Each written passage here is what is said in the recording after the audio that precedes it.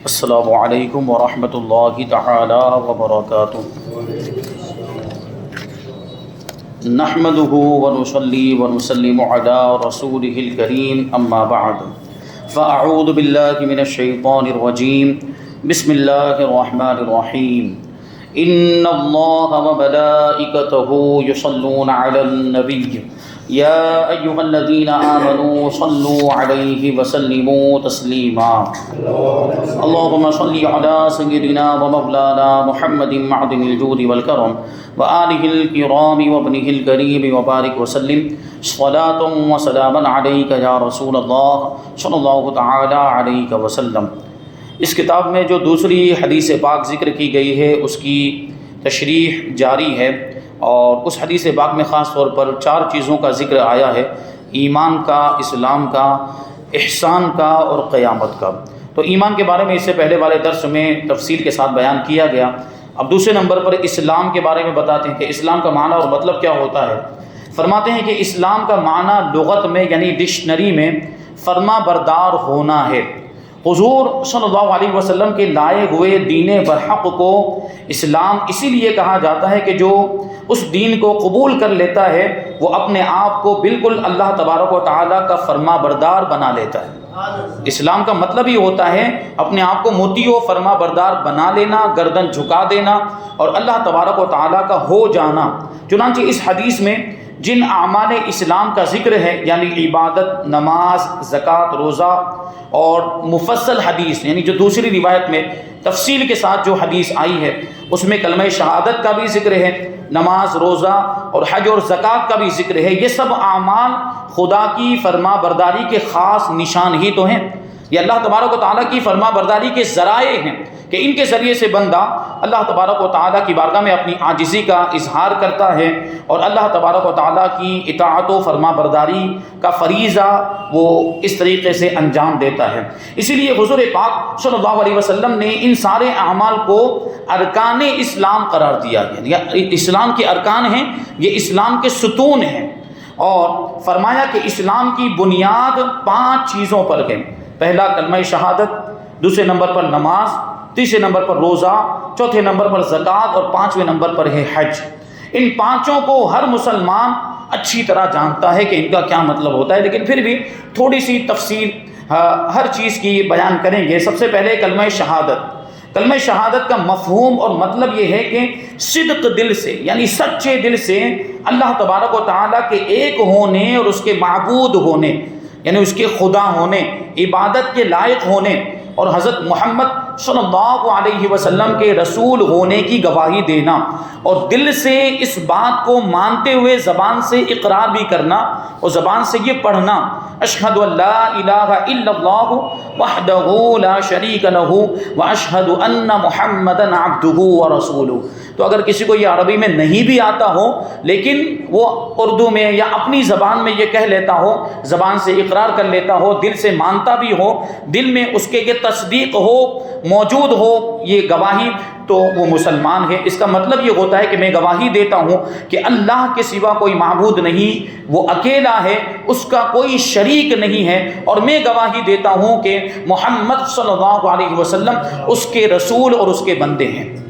تو یہ کہنا، اس میں تمام ضروری عقائد اسلام آ گئے آپ دیکھیں تو، کیونکہ جس نے حضور اکرم صلی اللہ علیہ وسلم کو دل سے اللہ کا رسول مان کر ان کی رسالت کی گواہی دے دی، ہر اس چیز کی اس نے تصدیق کر دی جس کو حضور صلی اللہ علیہ وسلم خدا کی طرف سے لے کر آئے، یعنی پورے دین اسلام کی، اور دین اسلام میں جو بھی باتیں ضروری ہیں ان ساری چیزوں کی تصدیق صرف کلمہ پڑھنے سے ہو جاتی ہے، کیونکہ اس کا مطلب یہ ہوتا ہے کہ ہم گواہی دیتے ہیں کہ محمد صلی اللہ علیہ وسلم اللہ کے رسول اور اس کے بندے، تو مطلب کیا؟ رسول کا معنی ہی ہوتا ہے جو اللہ کا پیغام لا کر ہم تک پہنچائے۔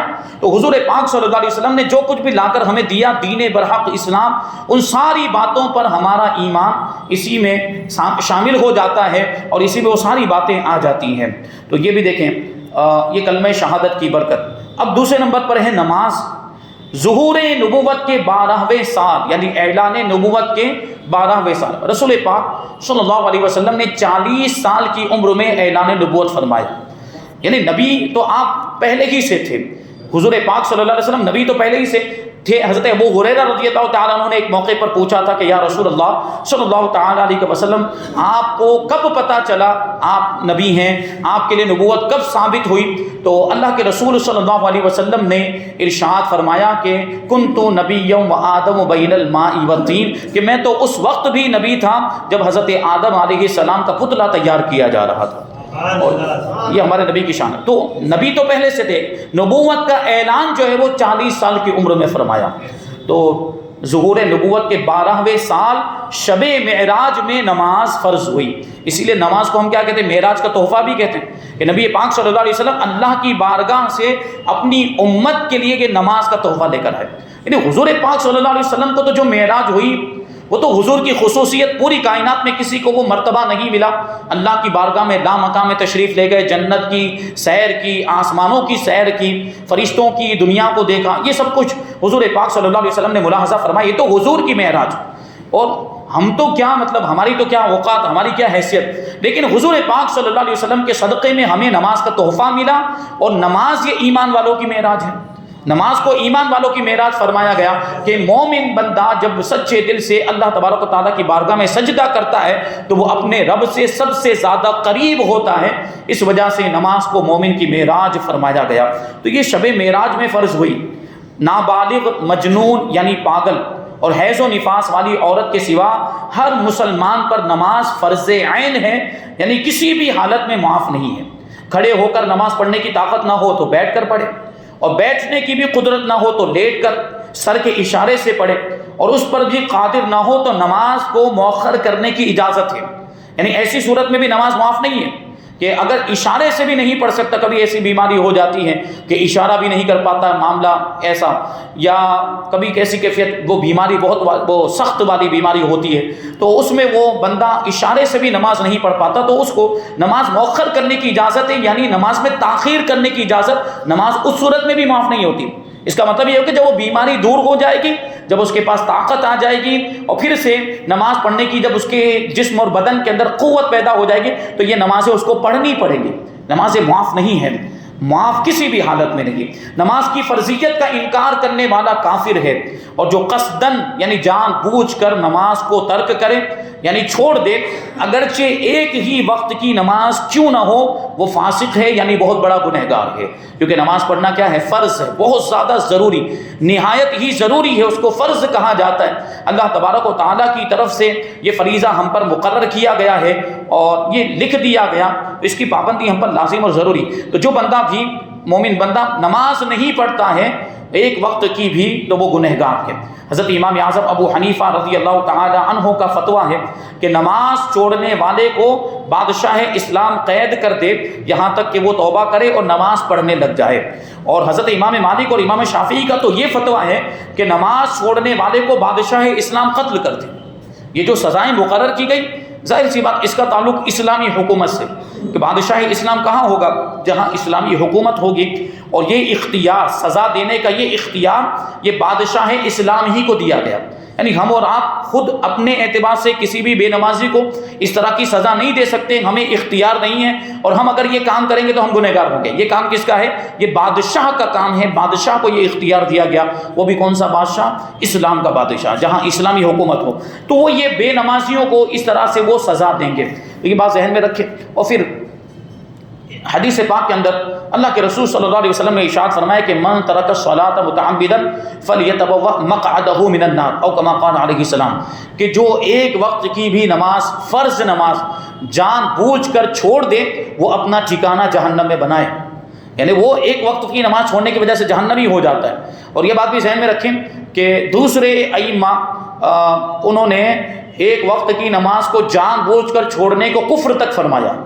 دوسرے اماموں کے نزدیک ہمارے امام اعظم ابو حنیفہ رضی اللہ تعالیٰ عنہ کا تو امت پر احسان ہے کہ انہوں نے لوگوں کی غفلت کو دیکھا کہ نماز میں کوتاہیاں کرنے لگ گئے ہیں، اس لیے کفر کا حکم تو نہیں دیا، لیکن فاسق تو اب بھی ہوگا، ایک نماز کو چھوڑنے والا فاسق اور گنہگار تو اب بھی ہوگا۔ لیکن بعض دوسرے ائمہ ایسے ہیں جن کا مذہب یہ ہے کہ اگر کوئی مومن بندہ ایک وقت کی بھی نماز جان بوجھ کر چھوڑ دے تو وہ کافر ہو جائے گا۔ کتنا سخت حکم ہے ان کے نزدیک، اور صحابہ کرام کے زمانے میں تو یہ تھا، کیونکہ صحابہ کرام رضوان اللہ تعالی علیہم اجمعین وہ اسلام کے ایسے پابند تھے کہ وہ تصور ہی نہیں کر سکتے تھے نماز کو چھوڑنے کا، کہ کوئی مومن نماز چھوڑ بھی سکتا ہے، وہ ان کو خیال بھی نہیں آتا تھا۔ تو ان کے زمانے میں اگر کوئی نماز چھوڑتا تھا تو اس کو کافر یا منافق سمجھتے تھے، کیونکہ کوئی مومن تو چھوڑ ہی نہیں سکتا، کوئی مومن تو بغیر مجبوری کے، بغیر کسی شرعی عذر کے، جان بوجھ کر کہنے کا مطلب یہی ہوا، جان بوجھ کر کوئی نماز چھوڑے تو اس کو کافر سمجھتے تھے یا منافق سمجھتے تھے، کیونکہ ان کے زمانے میں نماز چھوڑنے کا تصور ہی نہیں تھا۔ تو یہ چیز ہے، وہ صحابہ کرام نمازوں کی ایسی پابندی کیا کرتے تھے، لیکن بعد کے زمانے میں ہم دیکھیں تو کتنی زیادہ غفلت برتی جانے لگ گئی اور کوتاہی ہونے لگ گئی کہ اب ہم اپنے ملک کی بات کریں، ہم اپنے علاقوں کی بات کریں تو تقریباً 80% مسلمان، یہ تو میں کم بتا رہا ہوں، 80% مسلمان ایسے ہیں جو نماز پڑھتے ہی نہیں ہیں، اور صرف جمعہ کی نماز پڑھ لیتے ہیں۔ پانچوں وقت کی نماز کی ہم بات کریں تو تقریباً 80% مسلمان ایسے ہیں جو پانچوں وقت کی نمازیں نہیں پڑھتے۔ تو سوچیں ان کا کیا حال ہوگا، وہ کتنے بڑے گناہ کے مرتکب ہیں، اور کیسے اللہ تبارک و تعالیٰ کے نافرمان۔ کیونکہ صرف جمعہ کی نماز پڑھنا یہ صرف نجات کے لیے کافی نہیں ہے، اللہ تبارک و تعالیٰ نے صرف جمعہ کی نماز فرض نہیں کی بلکہ پانچوں وقت کی نمازیں بھی فرض کی ہیں، وہ بھی پڑھنی، جس طرح جمعہ کی پڑھتے ہیں اسی طرح پانچوں وقت کی نمازوں کی پابندی بھی کرنی ہے، وہ بھی ضروری ہے۔ تو یہ نماز کا بیان ہوا۔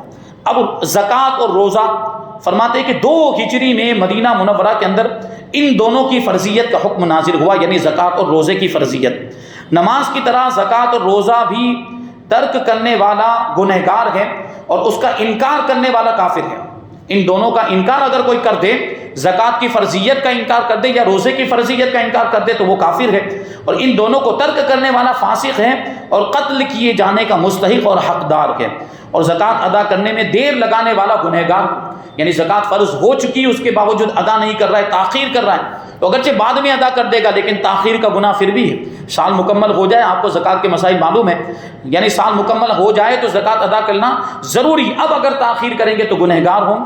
اور ایسا شخص یعنی زکوٰۃ ادا کرنے میں تاخیر کرنے والا مردود الشہادہ ہے، یعنی اس کا کیا مطلب ہوا کہ اگر وہ کسی معاملے میں گواہی دے گا تو اس کی گواہی بھی نہیں مانی جائے گی اسلام کی نظر میں۔ کورٹ کچہری کی بات ہم نہیں کرتے، ہم یہاں اسلام کی بات کرتے ہیں، اسلام کے قوانین کی بات کرتے ہیں، شریعت کی بات کرتے ہیں کہ شریعت کی نظر میں ایسا شخص جو زکوٰۃ ادا کرنے میں دیر لگاتا ہے، یہ تو سوچنے جیسی بات کہ دیر لگانے کا مطلب کیا، بعد میں ادا کر دیتا ہے، تو اس کا یہ حال ہے کہ وہ مردود الشہادہ ہے، وہ اگر کسی معاملے میں گواہی دے تو اس کی گواہی کو رد کر دیا جائے گا، اس کی گواہی مانی نہیں جائے گی، قبول نہیں کی جائے گی۔ تو سوچیں کہ جو زکوٰۃ ادا ہی نہیں کرتا اس کا کیا حال ہوگا، وہ اللہ کی بارگاہ میں کتنا زیادہ یہ مذموم اور ناپسندیدہ ہے وہ بندہ، اللہ تبارک و تعالیٰ اس سے کیسا ناراض ہوتا ہوگا، یہ سوچنے جیسی بات ہے۔ تو یہ زکوٰۃ اور روزے کا بیان ہوا۔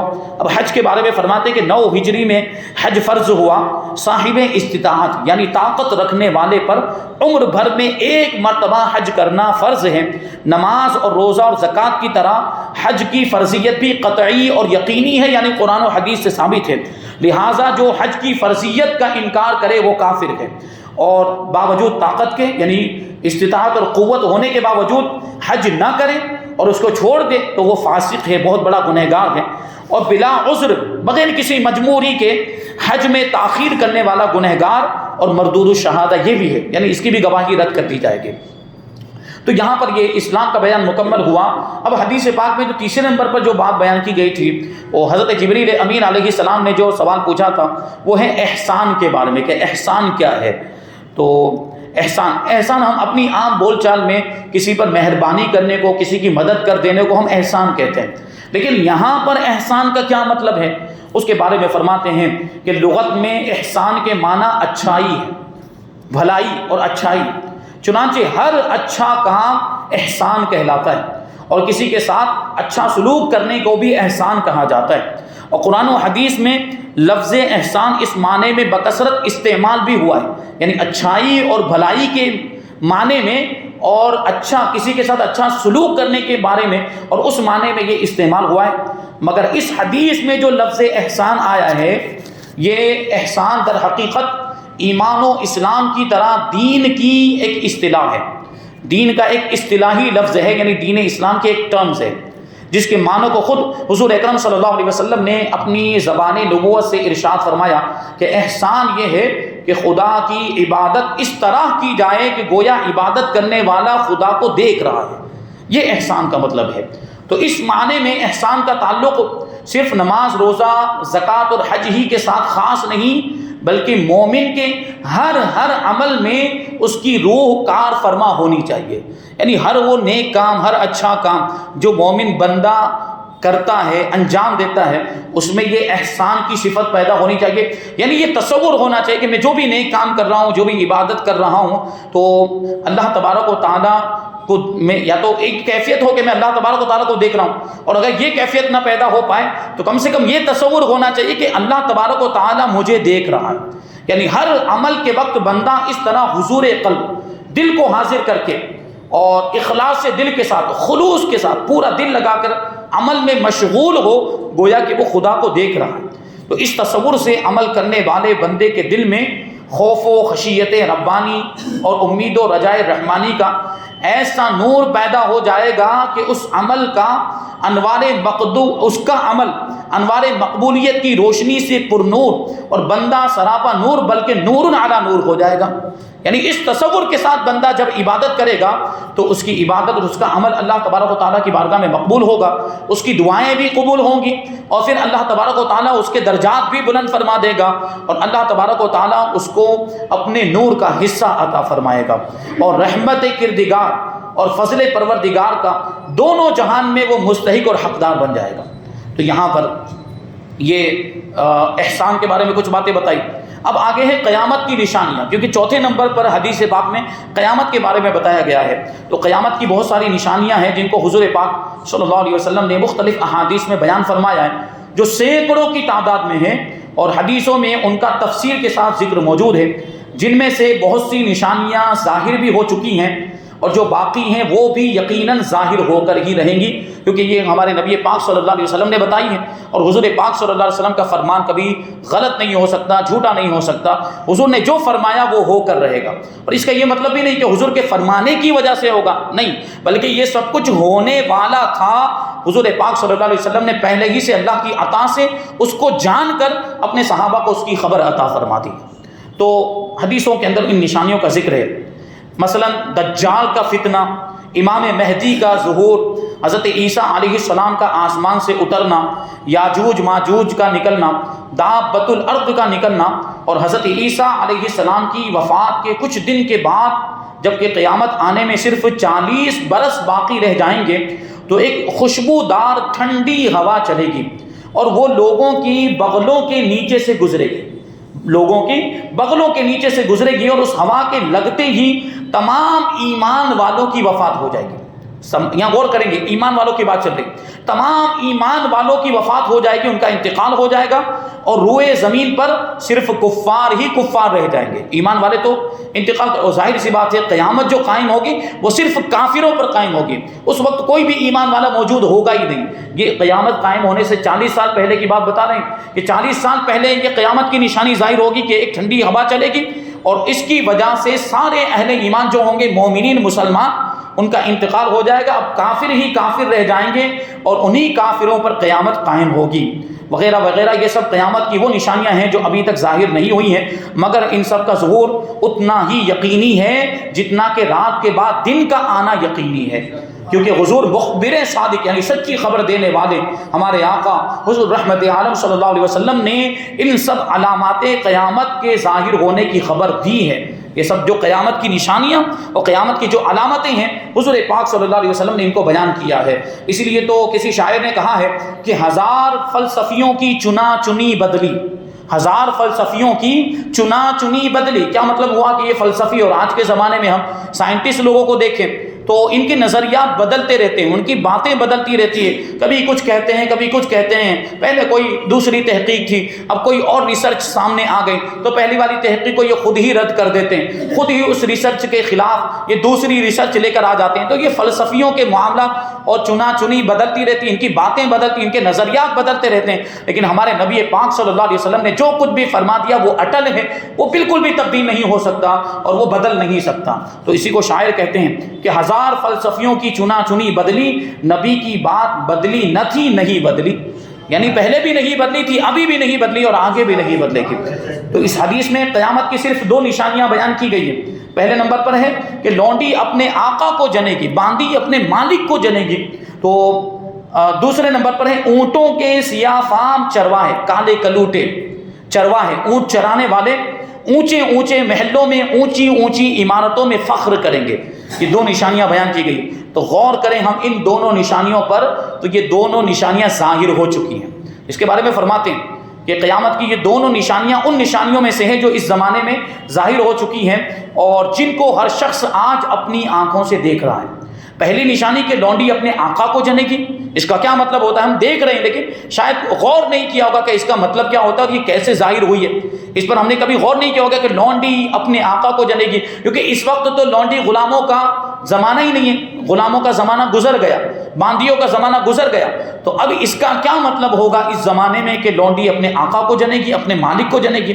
تو شارحین حدیث نے اس کے بہت سارے معانی بیان فرمائے ہیں، مگر فقیر راقب الحروف یعنی مصنف علیہ رحمہ حضرت علامہ عبد المصطفیٰ اعظمی رحمۃ اللہ تعالی علیہ کہتے ہیں کہ میرے نزدیک اس حدیث کا سب سے زیادہ واضح مطلب یہی ہے کہ اولاد نافرمان ہو جائے گی، اولاد جو ہے وہ ماں باپ کی نافرمانی کرنے لگ جائے گی، یعنی لڑکے اپنی ماؤں کے ساتھ ایسا سلوک کریں گے جیسا سلوک مولا مالک اپنی لونڈیوں کے ساتھ کیا کرتا ہے۔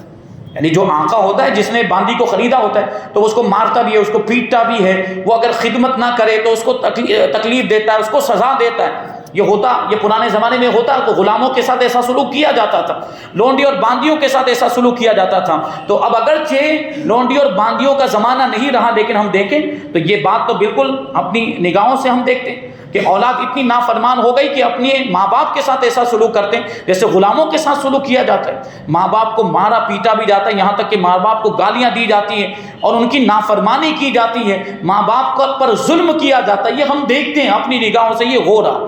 یعنی ابھی بھی یہ ہم سب کی بات نہیں کریں، الا ماشاءاللہ جو ماں باپ کے فرما بردار ہیں اور جو ماں باپ کے حقوق ادا کرتے ہیں، ان کی خدمت کرتے ہیں، ہم ان کی بات نہیں کر رہے، لیکن معاشرے میں یہ ہو تو رہا ہے، یہ نشانی ظاہر تو ہو گئی۔ کچھ لوگ تو ہیں ایسے جو اپنے ماں باپ کے ساتھ ایسا سلوک کر رہے ہیں۔ تو گویا ماں نے اپنے لڑکے کو نہیں جنا، بلکہ اس کے پیٹ سے اس کا مولا اور اس کا مالک پیدا ہو، کیونکہ وہ تو مالک والا ہی سلوک کر رہا ہے، آقا والا سلوک کر رہا ہے اپنی ماں کے ساتھ۔ چنانچہ آج کل کی اولاد ماں باپ کے ساتھ جو سلوک کرتی ہے وہ بالکل ظاہر ہے۔